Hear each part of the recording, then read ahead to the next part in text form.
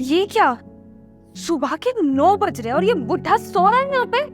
इस तो मैं बताती हूँ। ओ बुढ़े, good morning ma'am. Good morning. यहाँ पे गुड नाइट चल रही है तेरी और तू मुझे गुड मॉर्निंग बोल रहा है। वो मैम साहब रात को। हाँ, रात में तो अपनी घरवाली के साथ मस्ती करता होगा ना, इसलिए यहाँ पर आके तू सोता है। और करेगा भी क्या, यहाँ पे बैठ के टाइम पास तो कर रहा है तू। मैम साहब वो बात नहीं है, वो आर्यन साहब। हाँ, आर्यन साहब ने तुझे सर पे चढ़ा रखा है। अगर वो कुछ ना बोले ना तो तेरी मजाले तो यहाँ पर सो जाए या तेरी पलक भी चिपक जाए। और ना आर्यन साहब की वजह से ही तू बच रहा है यहाँ पे। नहीं मैम साहब आप ऐसे मत बोलिए। तेरे ना भाव बहुत ज्यादा बढ़ रहे हैं।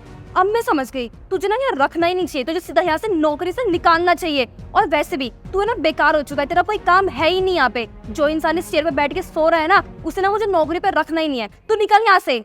नहीं मैम साहब मुझे नौकरी से मत निकालिए, मैं आज के बाद कभी नहीं सोऊंगा। मैंने बोला ना निकल यहाँ से, मुझे नहीं रखना तुझे नौकरी पे। क्या हो गया दिव्या, तुम इन पे इस तरीके से क्यों चिल्ला रही हो? चिल्ला रही है? इस पे चिल्लाऊंगा तो इसकी पूजा करूं क्या? ये तुम्हारा सर पे चढ़ाया हुआ गार्ड ना यहाँ दिन में बैठ के सो रहा है। दिव्या इस चीज में इनकी गलती नहीं है। अरे नहीं, इनकी गलती कैसे होगी? गलती तो मेरी है। और ना मैं तुम्हारी बीवी नहीं, बीवी तुम्हारी यही है जो तुम सारी बात इनकी मानते हो और इनको सर पे चढ़ा के रखते हो। अरे यार पूरी बात तो सुन लो। तुम्हें पता है जब तुम रात में ऑफिस में थी और जहाँ चोर आ गए थे, और चोर कहीं और नहीं बल्कि हमारी ही बिल्डिंग में आए थे, और फिर घर पे मैं भी नहीं था और तुम भी नहीं थी, इसीलिए मैंने हुकुम चाचा को फ़ोन करके उनके घर से इन्हें यहाँ बुलाया। तुम्हें पता है इनकी बीवी की तबीयत खराब थी, लेकिन फिर भी ये बेचारे उन्हें अकेला छोड़ करके हमारे घर की पहरेदारी करने आए। अरे बिना कुछ खाए पिए पूरी रात जागते हुए यहाँ पे इन्होंने पहरेदारी करी है, और तुम इन्हें इतना भला बुरा कह रही हो।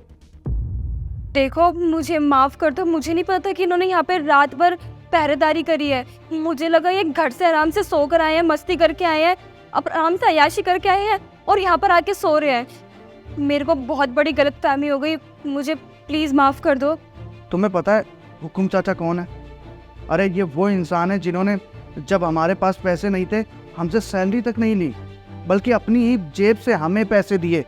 अपने गांव से राशन मंगा करके हमारे को राशन देते थे ताकि हमारा खाना पीना चल सके, और तुम इन्हें इतना भला बुरा कह रही हो। अरे ये कोई गार्ड नहीं है, ये हमारे परिवार का हिस्सा हैं, बल्कि हमारे माँ बाप जैसे हैं। माफ़ी मांगो इनसे तुम। देखिए अंकल जी, मुझे प्लीज़ माफ़ कर दीजिए, मैंने आपको बहुत भला बुरा बोल दिया। मेरे को नहीं पता था इन सब चीज़ों के बारे में। मैं आगे से ना सब कुछ नहीं करूँगी, प्लीज़ माफ़ कर दीजिए। कोई बात नहीं बेटा, तुम मेरी बेटी जैसी हो। बेटा अगर तुम 100 बार भी गलती करोगी ना तो मैं 120 बार माफ़ कर दूँगा। मैं ना आपके लिए चाय बना के लेकर आती हूँ। ठीक है बेटा।